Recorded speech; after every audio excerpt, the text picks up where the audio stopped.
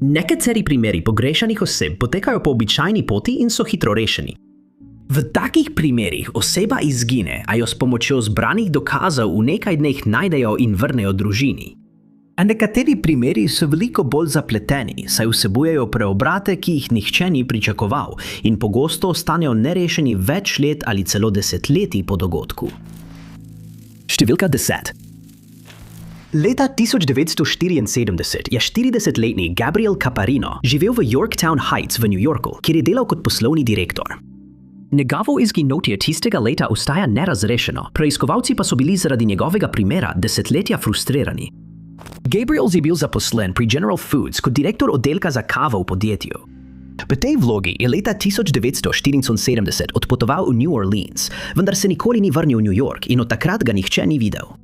Potovanje bi moralo trajati približno en teden in med bivanjem v hotelu Intercontinental je Gabriel po telefonu vzdrževal stik z ženo in najstniškimi otroki.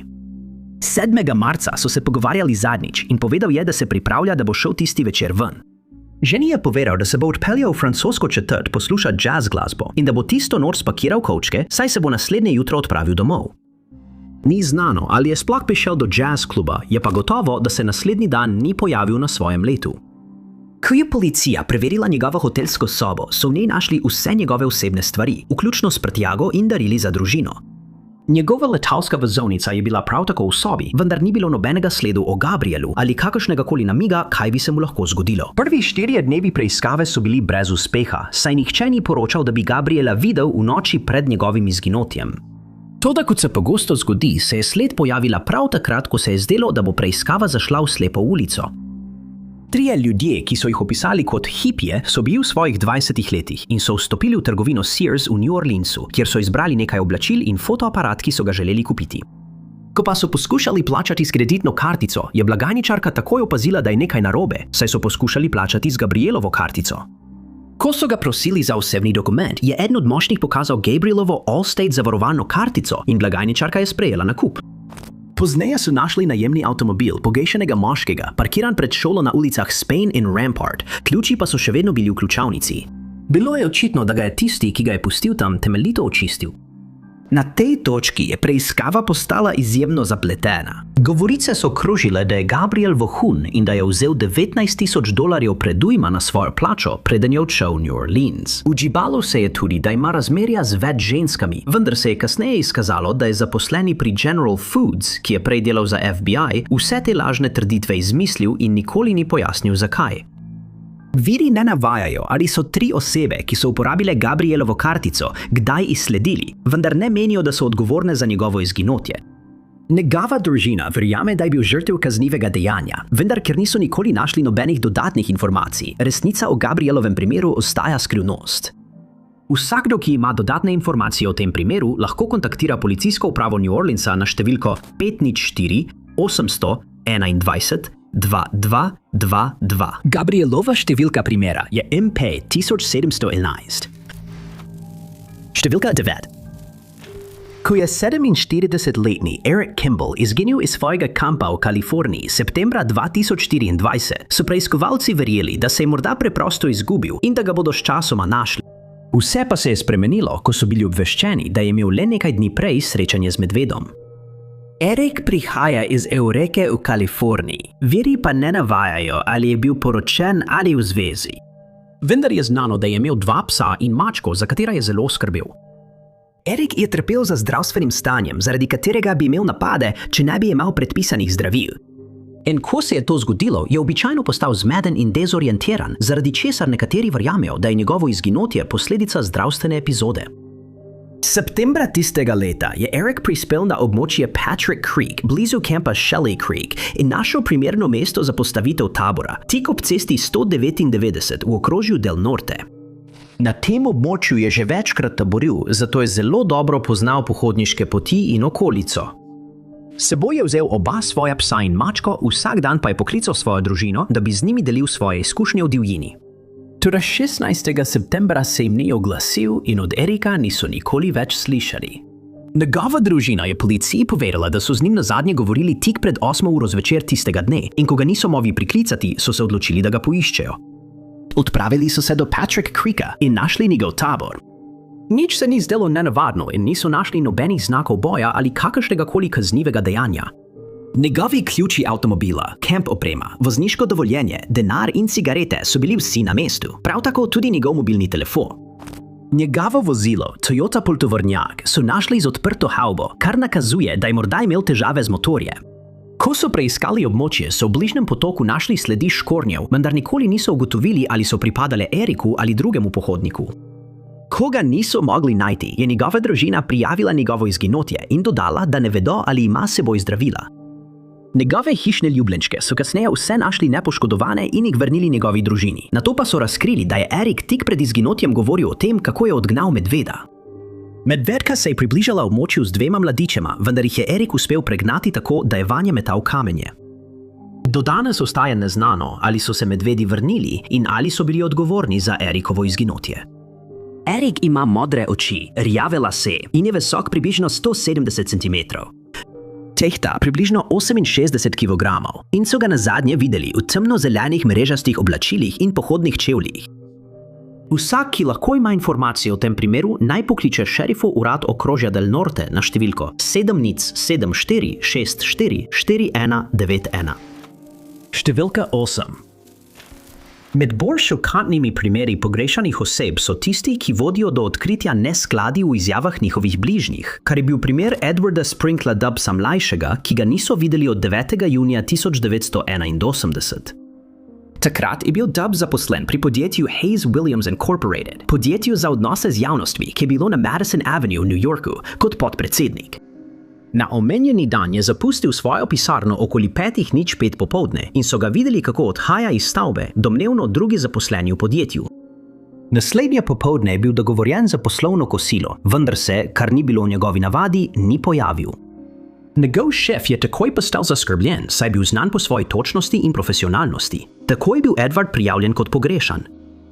V 3 letih, kolikor je delal za podjetje, ni bil nikoli pozen in nikoli ni zamudil nobenega roka za oddajo svojih besedil.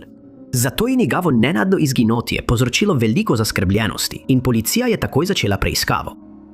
Preiskava, ki je sledila, je policijo usmerila v smer, ki je nikoli ne bi pričakovali. Izkazalo se je, da je bil Edward izjemno natančen in organiziran, zato je bilo še toliko bolj zaskrbljujoče, da so njegova 2 psa našli sama v stanovanju. Prav tako so odkrili, da je Edward posodil svoj avto svojemu partnerju, s katerim je živel, Michaelu, vendar je Edwardov šef kasneje izjavil, da je nameraval končati zvezo, preden je izginil. Nekateri ljudje verjamejo, da je imel Michael prste vmes pri Edwardovem primeru, vendar to nikoli ni bilo dokazano. Michael je izjavil, da je 9. junija odložil Edwarda na železniški postaji Bethel in da je tisti dan z njim govoril po telefonu ob 16. uri.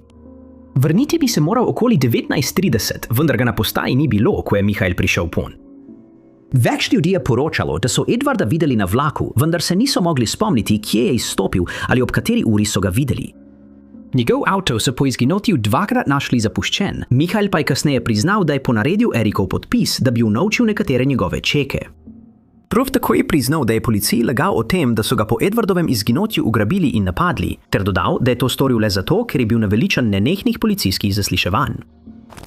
Po tem intervjuju je Michael zapustil zvezno državo in odpotoval v New York. 6. julija pa je nekdo na postaji Grand Central našel Michaelovo usnjeno torbo z evidenčno knjigo, pri čemer so ugotovili, da iz Edwardovega doma manjka več dragocenih predmetov. Verjame se, da je Michael te predmete, vključno s porcelanom in nekaj kosi pohištva, prodal, vendar nikoli ni bilo dokazano, da je bil za to odgovoren. In še danes ostaja skrivnost, ali je Edward izginil v Connecticutu ali New Yorku, vendar je znano, da je nekdo uporabil njegovo kreditno kartico za rezervacijo leta iz New Yorka v Los Angeles nekje julija.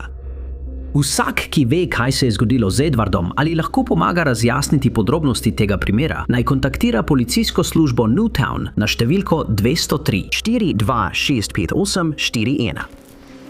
Številka 7.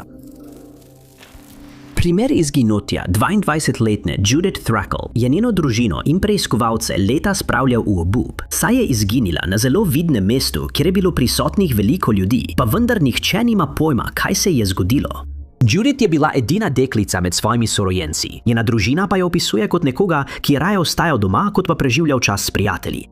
Za hobije svojega brata je kazala zelo malo zanimanja, pogosto pa so jo lahko videli, kako se sprehaja po Silver Creeku v New Yorku, saj ni imela avtomobila. Točno to je počela na dan svojega izginotja, 8. marca 1976. Njen brat Danny je policiji povedal, da se je peljal po centralni aveniji, ko je opazil Judito, kako hodi domov, in se je ustavil poleg nje, da bi ji ponudil prevoz. Vljudno je odklonila in povedala, da bi raje dokončala svojo pot, nato pa se je Danny odpeljal naprej. Pravkar je bila v knjižnici Anderson Lee. Bila je približno 2 mestna bloka stran od svoje hiše na Jekylovi aveniji, vendar tja nikoli ni prišla. Kasneje tistega večera je njena družina postala zaskrbljena, ko je niso mogli najti, in so jo prijavili kot pogrešano policijski postaji Silver Creek, ki danes ne obstaja več.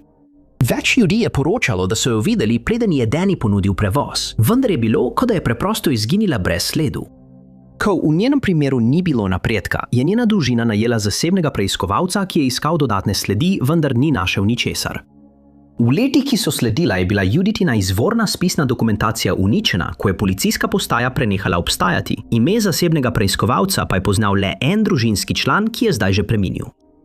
Njen primer je bil končno predan v obravnavo šerifovemu uradu okrožja Chautauqua, kasneje pa so zapis o njenem primeru našli v mapi nepovezanega primera umora. Preiskovalci so povedali, da si zelo želijo govoriti z voznikom prekucnika, ki je bil na območju v času Juditinega izginotja. Radi bi tudi zaslišali vsakogar, ki je delal na policijski postaji Silver Creek, pa tudi zasebnega preiskovalca, ki je prevzel njen primer, vendar jim to do zdaj ni uspelo. Skozi leta je Juditina družina že preminila, vendar njeni preostali sorodniki obupano želijo izvedeti, kaj se je zgodilo, in prosijo vse, ki imajo nove informacije, naj stopijo v stik s policijo. Ko so jo nazadnje videli, je nosila kaki srajco, kavbojke, moder pulover, mornarsko-moder semiš plašč in rjave škornje. Ima rjave lase in modre oči. Bila je visoka 180 cm in tehtala približno 59 kg. Če vi ali kdo, ki ga poznate, veste, kje bi lahko bila Judith, vas prosimo, da kontaktirate šerifov urad okrožja Chautauqua na številki 716 753 4232. Njena številka primera v sistemu NAMAS je MP 93325. Številka 6. Dve osebi sta bili aretirani v primeru izginotja 34-letnega Philipa Madlocka in žal sumijo, da je postal žrtev kaznivega dejanja in ni več živ. Izginil je iz svojega rojstnega mesta Lincoln v Nebraski junija 2017 in od takrat ga niso našli. 27. junija tistega leta je Philip nenadoma prenehal komunicirati s prijatelji in družino, kar se jim je zdelo zelo nenavadno. V tednik pred tem datumom je izrekel nekaj zaskrbljujočih komentarjev in ko se ni vrnil domov, kot je bilo načrtovano, je njegova družina postala zaskrbljena za njegovo dobrobit. Njegov brat je 10. julija prijavil njegovo izginotje, saj je bil do takrat že skoraj 2 tedna brez stika, nihče od njegovih znancev pa ga ni mogel najti.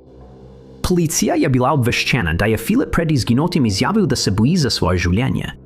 Njegova družina je dodali, da se je njegovo vedenje začelo spreminjati po vrnitvi s potovanja iz Dominikanske republike. Povedal jim je, da je med potovanjem spoznal žensko in nenavadno odločil se je, da ji pošlje nekaj denarja, da bi si lahko kupila hišo. Toda najbolj jih je skrbelo to, da si je Philip izposodil $2000 od članov tolpe v Kaliforniji in ni imel več denarja, da bi jim vrnil dolg. Ko se je vrnil, je verjel, da ga bodo prišli iskat, zato se je odločil, da si poišče skrivališče. Svojo bivšo dekle je vprašal, ali lahko nekaj časa ostane pri njej doma, saj se je bal, da bi mu lahko vzeli življenje. Dodal je še, da je na svoj telefon prejemal čudna sporočila z neznanih številk. Sporočila so vsebovala fotografije njegove stare hiše, kar mu je povzročalo veliko tesnobe. Takrat mu je grozila družina druge ženske, ki je trdila, da je Philip oče njenega otroka, kar je on odločno zanikal. Preiskava je policijo pripeljala do prepričanja, da sta za Philipovo izginotje odgovorna 2 moška, Dominic G. Aguirre in Paul A. Clark, ki so ju izsledili in prijeli. Teorija je, da sta uspela najti Philipa, nato pa sta ga napadla zaradi njegovega neporavnanega dolga. Domneva se, da so ga prepeljali na več lokacij in da so po koncu njegovega življenja Philipovo telo odpeljali na kmetijo, kjer so poskušali prikriti zločin. Oba osumljenca sta bila obtožena. Prvi napada prve stopnje in poskusa ugrabitve, drugi pa napada ter kaznivih dejanj povezanih z orožjem. Aguirre je priznal krivdo, Clark pa je podal izjavo, da obtožb ne izpodbija. Obtožbe za uboj proti obema moškima so bile kasneje opuščene, saj ni bilo mogoče najti dokazov, da sta končala Philipovo življenje, vendar sta bila vseeno obsojena na 60 do 80 let zapora.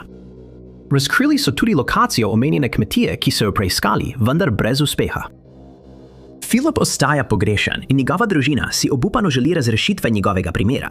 Prosijo vse, ki imajo kakršnekoli dodatne informacije o primeru Philipa, naj se obrnejo na policijsko upravo v Lincolnu na številko 4N02 441 7718.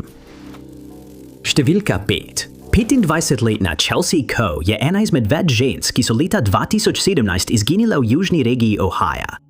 Oblasti so navedle, da je do mnogih teh primerov prišlo zaradi povečanja trgovine s prepovedanimi drogami na tem območju v tistem času. Nekateri primeri so se končali tragično, ko so pogrešane osebe našli mrtve, nekateri pa so bili spregledani, saj so domnevali, da so se preprosto preselili na drugo območje ali pa se niso odločili vrniti domov. Le malo preden je Chelsea izginila, je izgubila očeta, potem ko je uporabil nezakonito substanco in umrl. Njena družina je kasneje povedala, da je to nanjo seveda močno vplivalo in da se je začela čustveno spopadati s težavami. Nažalost se je tudi ona zatekla k nezakonitim substancam in njeno življenje je začelo drseti navzdol, kljub podpori preostalih družinskih članov. Začela se je družiti z nevarno skupino ljudi in po navedbah virov je občasno delala na ulici, da bi zaslužila denar za svojo odvisnost. Svojih bližnjih je začela kontaktirati vse redkeje, kar jim je povzročalo veliko skrbi. Nekaj mesecev preden je izginila, je Chelsea prijavila policiji, da so ji ukradli avto, vendar ne verjamejo, da bi ta dogodek imel kakršnokoli povezavo z njenim izginotjem. Potem se je preselila v Miamisburg, njena družina pa je policiji povedala, da se je vselila k starejšemu moškemu, ki ga niso nikoli spoznali.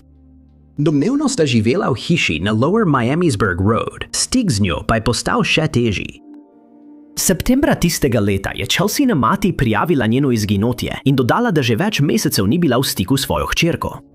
Nato je prišlo na dan, da Chelsea nihče ni videl od junija ali julija tistega leta, zato so organizirali iskalno akcijo.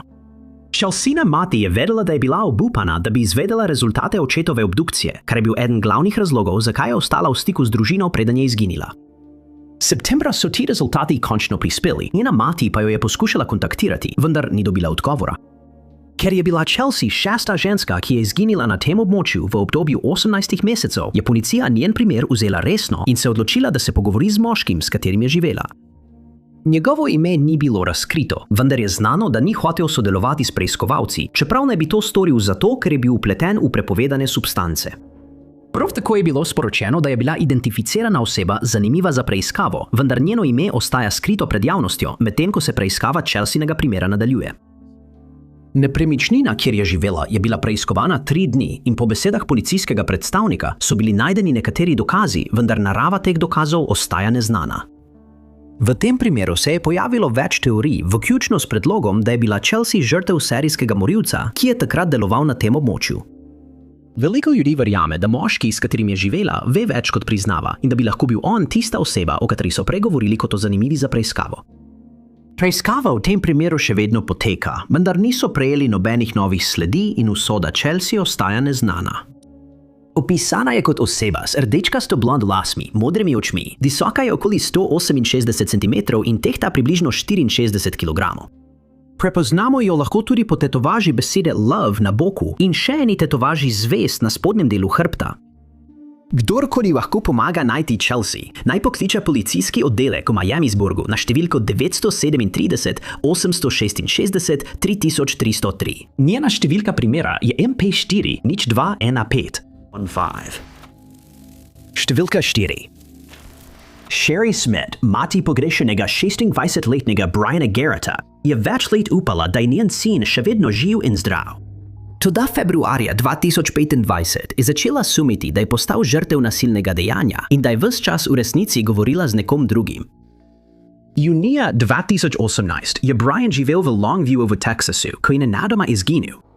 Viri se razlikujejo glede natančnega datuma, saj nekateri navajajo, da so ga nazadnje videli decembra 2017, medtem ko drugi trdijo, da ga niso videli od junija 2018.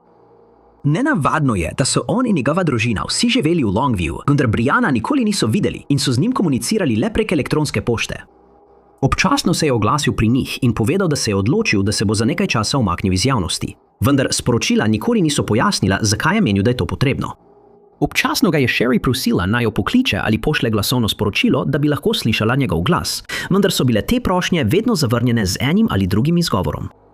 Sčasoma je Sherry začela sumiti, da je nekaj narobe in po 2 letih dopisovanja po elektronski pošti je bila prepričana, da ji piše nekdo drug in da je Brian bodisi v velikih težavah ali pa je postal žrtev kaznivega dejanja. Sporočila so vsebovala slengovske izraze, ki jih Brian običajno nikoli ni uporabljal. Oblikovanje stavkov se je zdelo nenavadno, njegovi odgovori pa so postajali vse bolj splošni v 2 letih, kolikor sta komunicirala.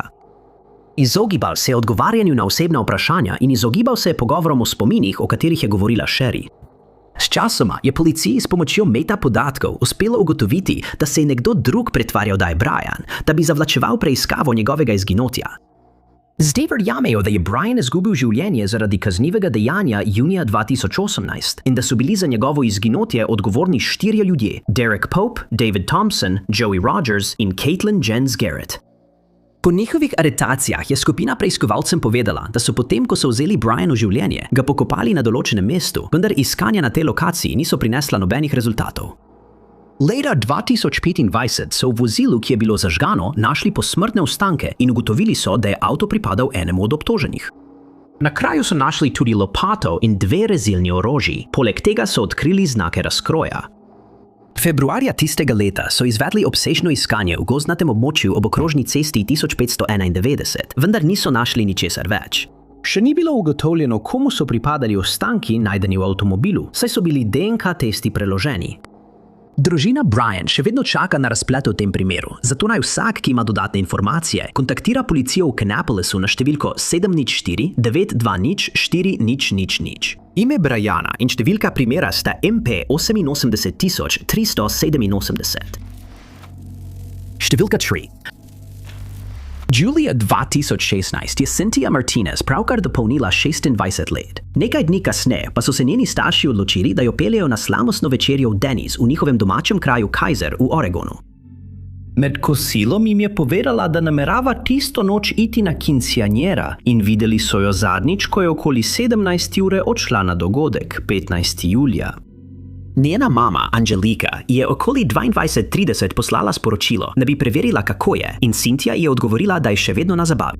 Rekla je, da čaka, da razrežejo torto, Angelika pa je rekla, naj uživa preostanek večera, vendar naj bo pri tem previdna. Družina bi morala naslednji dan v nedeljo iti na pohod v čast Cynthinemu rojstnemu dnevu. Angelika ji je rekla, da ji bo pisala ob 13. uri, potem ko bo obiskala cerkveno mašo, vendar ni dobila odgovora. Sprva je predvidevala, da Cynthia po dolgi noči na zabavi še spi. In ko se do 17:30 tistega popoldneva nihče ni oglasil, je Angelika poklicala svoje druge otroke, da bi izvedela, ali so bili v stiku z njo, vendar nihče ni bil v stiku z njo. To je družini povzročilo veliko zaskrbljenosti, zato so stopili v stik s policijo, vendar so bili policisti zadržani, saj je bila Cynthia stara 26 let in niso želeli primer obravnavati kot izginotje osebe, ker so domnevali, da se je iz lastnih razlogov odločila, da ne bo v stiku. Poročilo o pogrešani osebi je bilo končno vloženo 17. julija in začela se je sestavljati časovnica dogodkov tiste noči. Cynthijini prijatelji so povedali, da so potem, ko je zadnjič poslala sporočilo Angeliki, vsi skupaj odšli v bar z imenom Tequila Nights. Angelika in njen mož Cezar sta odšla v bar in pregledala posnetke varnostnih kamer tiste noči, ki so pokazali, da je Cynthia prispela okoli 23 ure. Skupaj z eno od svojih prijateljic in 2 moškima, ki jo niso prepoznali. Skupina je v baru ostala le kratek čas, nato pa sta Cynthina prijateljica in oba moška skupaj odšla. Cynthia je odšla sama, približno 15 minut kasneje, nato pa se je vrnila v notranjost in čez nekaj minut odšla z drugim moškim. To je bilo zadnjič, ko so jo videli. Domneva se, da ji je moški ponudil prevoz domov, vendar pa je ostalo neznano, kaj se je zgodilo potem. Ko ni bilo mogoče najti nobenih dodatnih informacij, so objavili, da je za informacije, ki bi pripeljale do najdbe Cynthie, razpisana nagrada v višini $10,000. Jaime Alvarez Oliveira je bil v tem primeru označen kot oseba zanimiva za preiskovalce, vendar policija ni navedla, ali je bil on moški, s katerim so jo tisto noč videli oditi. Preiskovalcem ga ni uspelo izslediti in prosijo vse, ki je, naj se oglasijo. Vsak, ki lahko policijo pripelje do Cynthie ali Alvareza Oliveira, naj pokliče na policijsko telefonsko številko za namige 503 85 63 529. Številka 2. Sprva so domnevali, da bo primer pogrešane osebe, v katerem je bila udeležena 24-letna Brianna Vibert, potekal po običajni poti. Ko pa so prišle na dan nekatere zaskrbljujoče podrobnosti dneva njenega izginotja, so se preiskovalci začeli bati za njeno varnost in dobrobit. Brianno so njeni starši posvojili, ko je bila stara 3 leta. Pri 16 pa jo je posvojil Bobby Joe Stone, s katerim se je preselila v Birch Run v Michiganu. Sčasoma se je preselila k svojemu fantu v Flint Township, vendar je bila že enkrat prej poročena in imela hčerko ter 3 sinove. Zadnjič je bila v stiku s komerkoli 14. julija 2017, ko je Brianna po telefonu govorila z Lizo Hulse. Pogovarjali sta se o Brianninem prihajajočem potovanju v New York, kjer naj bi se udeležila zabave za razkritje spola otroka svoje sestre. Toda tisto noč je šlo nekaj narobe. Brianna in njen fant sta se močno sprla in ona je nenadoma zapustila hišo. Nato se je odpravila na bencinsko črpalko Marathon, kjer so jo ujeli varnostni posnetki. Tukaj so jo priče videle, kako je vstopila v avto, rdeči Pontiac Aztek, z moškim, ki ga njena družina ni poznala. Nato so jo videli v družbi istega moškega v klubu za odrasle, osebje kluba pa je policiji povedalo, da je bila, kot so opisali, v slabem stanju. Nadaljnji posnetki varnostnih kamer so Brianno ponovno ujeli tistega jutra okoli 2:45 na bencinski črpalki Mobile na ulici South Saginaw v Flintu. Na posnetku se zdi, da je v zaskrbljenem stanju, preiskovalci pa so opazili, da je utrpela poškodbo desne roke. Bila je nestabilna na nogah in se je morala držati polic v trgovini, da je ostala pokonci. Nato je zapustila bencinsko črpalko in se odpravila proti severu po ulici Saginaw. Moški v Pontiacu pa se je očitno odločil, da gre domov, saj ni sledil in se je odpeljal. Dogodki, ki so privedli do tega opažanja, ostajajo zaviti v skrivnost, saj Brianna nikoli ni prišla domov in od tiste noči ni bila več videna ali slišana. Njen fant je kasneje povedal, da sta se sprla zaradi dejstva, da hiša ni imela tekoče vode, kar je pomenilo, da je Briannini otroci niso mogli obiskati ta. Med tem prepirjem si je poškodovala roko. Moškega v Pontiacu so izsledili in povedal je, da ga je prosila za prevoz do restauracije, vendar sta se odločila, da se ustavita v prej omenjenem klubu, kjer je bila Brianna nekoč zaposlena. Njen mobilni telefon so našli v avtu 6 dni po njenem izginotju, njeno torbo pa so kasneje našli v jarku blizu njene hiše. Moški je bil oproščen vseh sumov, primer Brianne pa v letih, ki so sledila, ni doživel skoraj nobenega napredka, saj niso prišle na dan nobene nove informacije in se ni pojavil noben nov priča. Ima rjave lase, ki so bili takrat pobarvani na rdeče, in rjave oči. Visoka je 5 čevljev in 9 palcev ter tehta približno 130 funtov. Nazadnje so jo videli oblečeno v kremasto majico, črne pajkice in natikače. Vsak, ki ve, kje bi lahko bila Brianna ali ve, kaj se je zgodilo, naj pokliče policijski oddelek Flint Townshipa na številko 810 603 250. Njena številka primera je NP3 9280. Številka 1. 31-letna Cecilia Cabrera, pogrešana iz Lamureja v Kaliforniji od 9. junija 2016. In čeprav je bil njen mož obsojen za to, da je vzel življenje, njen primer ostaja delno nerešen, saj nikoli niso našli. Njen primer se je začel na zelo zaskrbljujoč način, ko je kalifornijska državna patrulja prejela klic o vozilu, ki gori v sadovnjaku blizu Goshena. Na koncu so ugotovili, da gre za temnosiv Chevrolet Malibu Cecilije, vendar v vozilu ali okoli njega niso našli nobenih sledi o njej. Kasneje so našli posnetke varnostnih kamer, na katerih je Cecilia zapustila kazino Tachi Palace v Lemureju tik pred 1 uro zjutraj tistega jutra.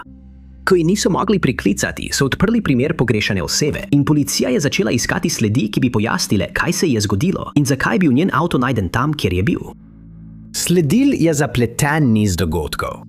Izkazalo se je, da je bila Cecilia že več let ločena od svojega moža in da se je poročila z drugim moškim po imenu Francisco Valdivia. Čudno je bilo, da nista živela skupaj, saj je bil on v zvezi z drugo žensko. Cecilia je vedela za dogovor, vendar je očitno prišla do konca svojih moči in je prijateljici povedala, da razmišlja o končanju zakona. Povedala je tudi, da je o tem govorila z Valdivijo, a ji ni dovolil, da bi ga zapustila. Ista prijateljica je povedala, da sta Cecilia in Valdivia tisto noč skupaj odšla v kazino, kar je bilo zelo nenavadno, saj nikoli nista skupaj hodila ven po noči.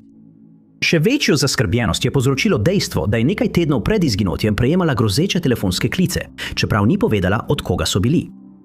Med preiskavo so odkrili, da je bil Valdivia vpleten v trgovino z nedovoljenimi substancami, zato so ga aretirali. Izjavil je, da ni bil vpleten v njeno izginotje, vendar se je kasneje izkazalo, da je to bila laž. 6 mesecev potem, ko je Cecilia izginila, so Valdivio in njegovo drugo ženo, Rosalino Lopez, pridržali in obtožili, da sta ji vzela življenje.